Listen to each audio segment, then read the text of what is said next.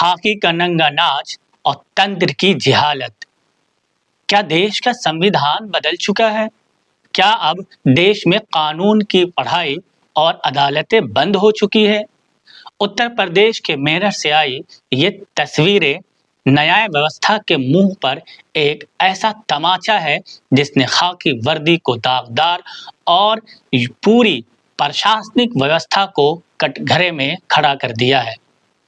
रक्षक जब भक्षक बन जाए और जिले का कप्तान यानी एसएसपी ही जब गुंडों की तरह कानून हाथ में लेकर आम जनता और नेताओं पर टूट पड़े तो समझ जाना चाहिए कि लोकतंत्र अब लाठी तंत्र बन चुका है। जी हाँ दोस्तों, आप देखना शुरू कर चुके हैं एजीआई न्यूज। आज की इस विशेष रिपोर्ट में हम आपको मेरठ के उस खूनी खेल की पूरी कहानी बताएंगे जहां एक दलित बेटी को न्याय मांगने के बदले समाज के नेताओं को पुलिसिया बर्बरता, जाति सूचक गालियां और वो 3rd डिग्री टॉर्चर मिला जिसे सुनकर आपकी रूह कांप जाएगी।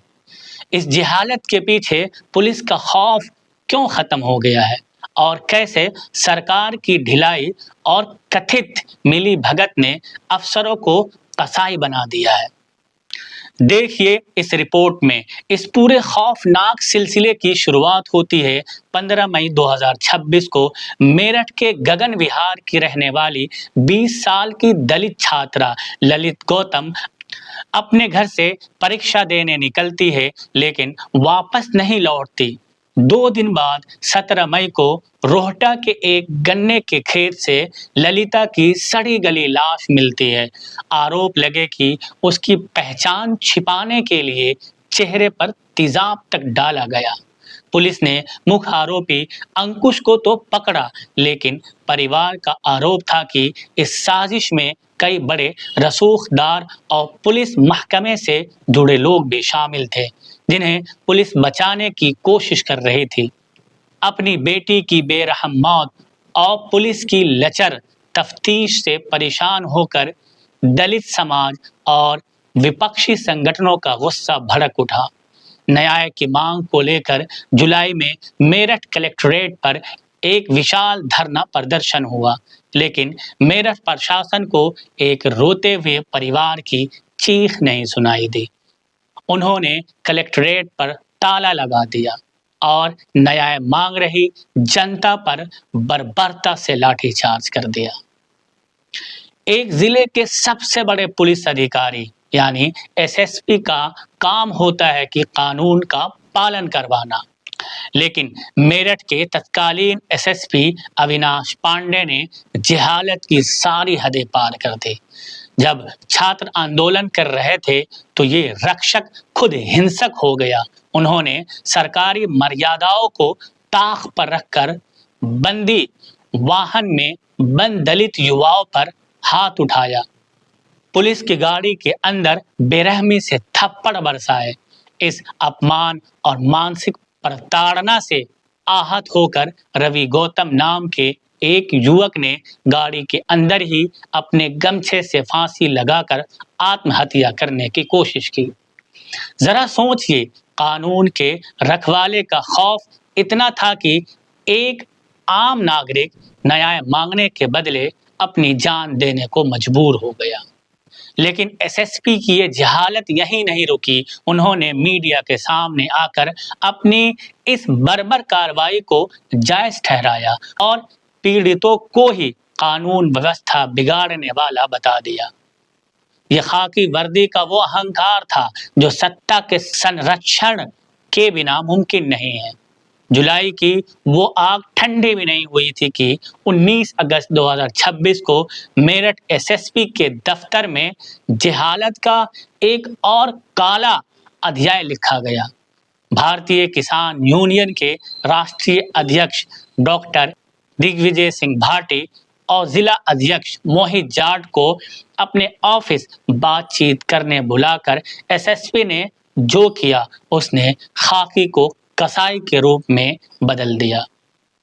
पीड़ित नेताओं का आरोप है कि एसएसपी अविनाश पांडे ने खुद अपने चैम्बर में उन्हें गंदी और जाति सूचक गालियां दी, उन्हें लात से पीटा और इनकाउंटर करने की धमकी दी। इसके बाद हद तो तब हो गई जब उन्हें स्पेशल ऑपरेशन ग्रुप के दफ्तर ले जाया गया। वहां दोनों नेताओं को रस्सियों से बांधकर पट्टों और लाठियों से तब तक पीटा गया जब तक कि उनका बदन सुन्न नहीं हो गया। क्रूरता और मानसिक दिवालियेपन की हद देखिए। आरोप है कि पुलिसकर्मियों ने उन्हें डंडे से पीटते हुए चोली के पीछे क्या है गाने पर नाचने के लिए मजबूर किया। जी हाँ दोस्तों, देखिए सौरभ शुक्ला की ये रिपोर्ट, आपकी रूह कांप जाएगी। एक पढ़े लिखे पीएचडी स्कॉलर और किसान नेताओं के साथ ये अमानवीय व्यवहार सिर्फ इसलिए किया गया क्योंकि उन्होंने एक गरीब दलित बेटी के हथियारों को सजा दिलाने की जिद की थी। अब बात करते हैं उस प्रशासनिक ढिलाई और सरकारी तंत्र की जिसके दम पर ये खाकी वाले बिना किसी खौफ के जनता पर जुल्म ढहा रहे हैं। जब ये मामला मीडिया में उछला तो मेरठ पुलिस ने बेशर्मी की हद पार करते हुए सोशल मीडिया एक्स पर झूठा बयान जारी कर दिया कि नेताओं को छोटे कस्टडी में नहीं बल्कि बाइक एक्सीडेंट से लगी है। जब चारों तरफ थू थू हुई तो पुलिस ने चुपचाप वो ट्वीट डिलीट कर दिया। सवाल उठता है कि ये हिम्मत आती कहां से है? क्यों पुलिस सरेआम कस्टडी में लोगों को अधमरा कर देती है और फिर एक्सीडेंट का बहाना बनाती है? अखिलेश यादव और सांसद चंद्रशेखर आजाद ने सीधे तौर पर योगी सरकार को घेरा है। विपक्ष का साफ आरोप है कि ये सब सरकार की मिलीभगत और शह का नतीजा है। जब सरकारें ठोक दो के नीति पर चलती है, जब अदालतों को बाईपास करके पुलिस को ही जज और जल्लाद बनाने की खुली छूट दे दी जाती है, तो अधिकारियों के मन से कानून का डर पूरी तरह खत्म हो जाता है। सरकार के इसी ढिलाई के कारण आज यूपी की पुलिस अपराधियों को पकड़ने के बजाय न्याय मांगने वाला आम नागरिकों को, किसानों और दलितों पर अपनी लाठियां भांज रही है। भारी राजनीतिक दबाव और जनता के आक्रोश के बाद डीआईजी स्तर के अधिकारी को इस पूरे मामले की जांच सौंपी गई है। लेकिन क्या सिर्फ एक ट्रांसफर और कुछ सस्पेंशन से उन घावों की भरपाई हो जाएगी? मेरठ का ये मामला चीख चीख कर कह रहा है कि यदि आज हम चुप रहे तो कल खाकी की ये लाठी और तंत्र की ये जहालत आपके दरवाजे पर भी दस्तक दे सकती है। ललिता गौतम को न्याय और इन बर्बर अफसरों को सजा मिलने तक ये लड़ाई जारी रहनी चाहिए।